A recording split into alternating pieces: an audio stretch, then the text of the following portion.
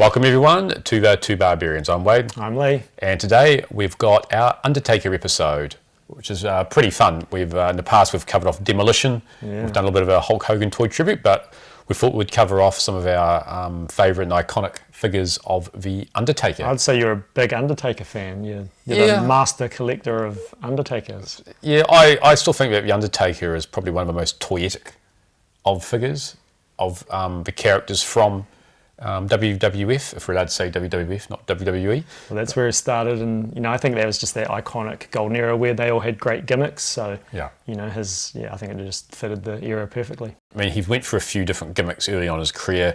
In WCW, he was basically Mean Mark Callis. Then he was in a tag team called the Skyscrapers. Yep. And he made quite a bit of a mark in WCW for being one of those rare large guys that was pretty athletic. Do you know how tall he was? 6'10". Wow, 6'10". Boy, he's a big boy, right? He is. After his WCW, he actually really made his mark coming to WWF with the Undertaker gimmick. Made his mark. Yeah, get it? Mark. Oh, God.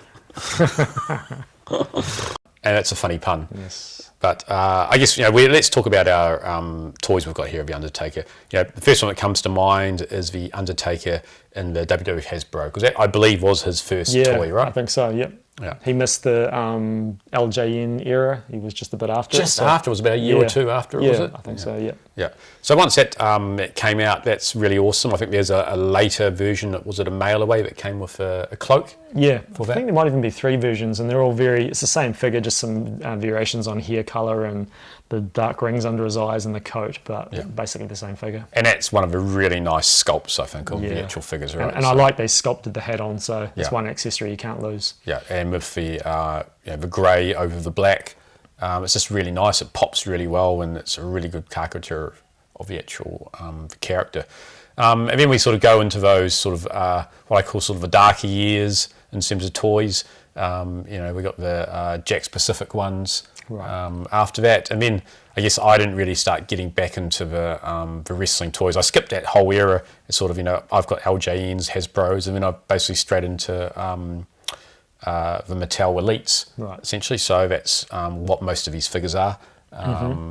So it's sort of always one of those ones where you sort of cross over with modern and vintage, which is also quite cool because they're completely different, right? So whereas I still think the Elites are sort of better versions, or I don't know if you say better, but you could argue that they are sort of just carried on versions of the Jakks Pacific types of figures, whereas the Hasbros in themselves are completely unique, right? LJN's very completely unique.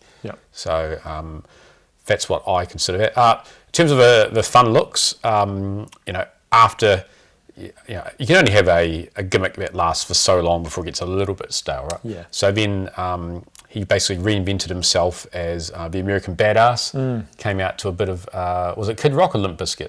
I don't know, probably Kid Rock, I think. But he also came out on a Harley and he would circle the ring. So revving it quite loudly. So this figure is quite cool.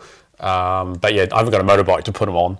But after that he sort of reverted back to his standard sort of gimmick after that, right? Yeah, so like the dead man sort of thing. Man walking. Because that was more of a biker gimmick, as I say, came out on the Harley, and he's a lot more tattoos, and this was sort of like the Attitude Era, or the just Ruthless Aggression. Just after Attitude Era, bordering that. To have a sort of a corny gimmick was probably a little bit, kids were growing up and wanting something a bit more edgy. And in between that, he had a sort of Phantom of the Opera gimmick for a while, and then as another gimmick he had that Ministry of Darkness one, where basically it was sort of designed to be like a very evil character, as part of the Ministry of Darkness. Who was in that?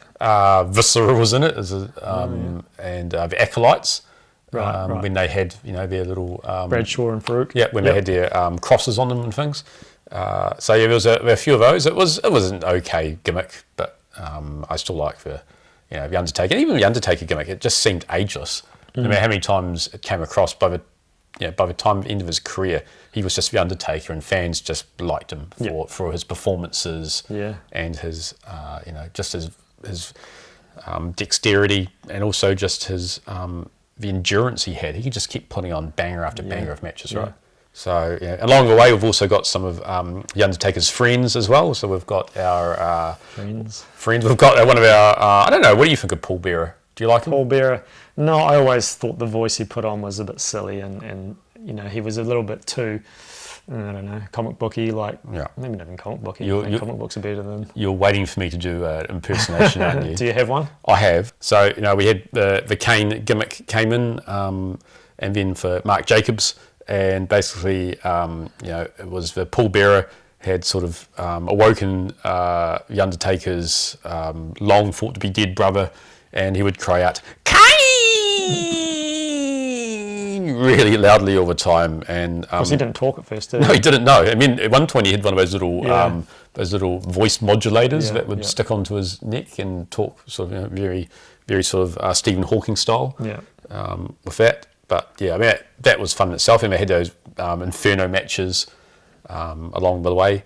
But yeah, I mean, the Undertaker's toys, you know, I love just having a lot of Undertaker toys. And I don't have all of them, but I've sort of picked my favourites that I want. Because he's been around for so long, he's had a lot of figures from all these different eras, and I think you've got a pretty good selection to cover it. Like, there isn't probably any more that you need. No.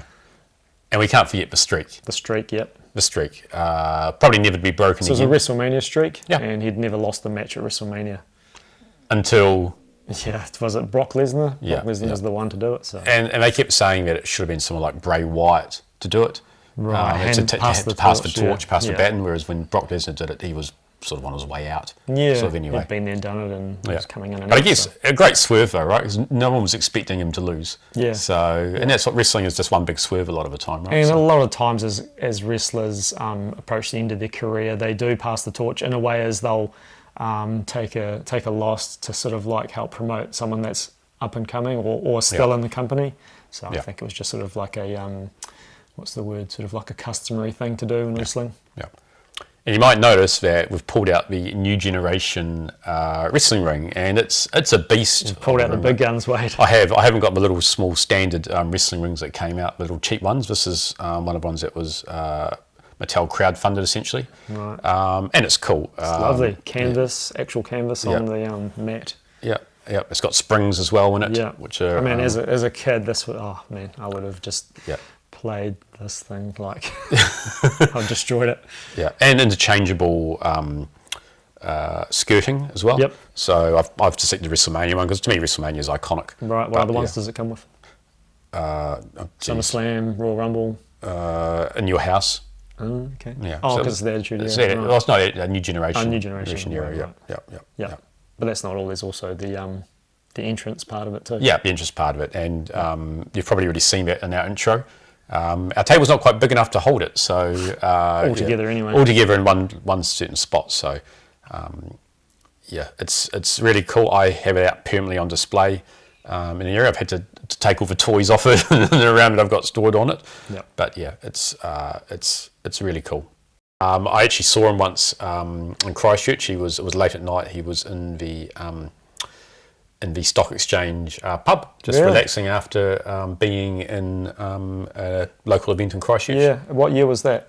I think it was 2008. I think it was beginning of 2008. I think I went to that one. Was it Road to WrestleMania? I think so. Yeah. Batista was there. Yep, that was it. That was there. It was awesome. So yeah, having seen him at sort of wasn't quite his peak. But it was close to it. He was still really popular. I think he didn't even wrestle. He just made an appearance, like a run-in, and the music, you know, the classic sort of bells went off, and the whole stadium just popped for him. So yeah, he never really lost his appeal.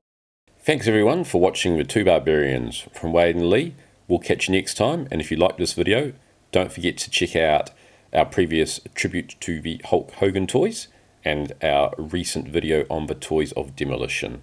Until next time, don't forget to hit that like and subscribe button, and we'll see you soon.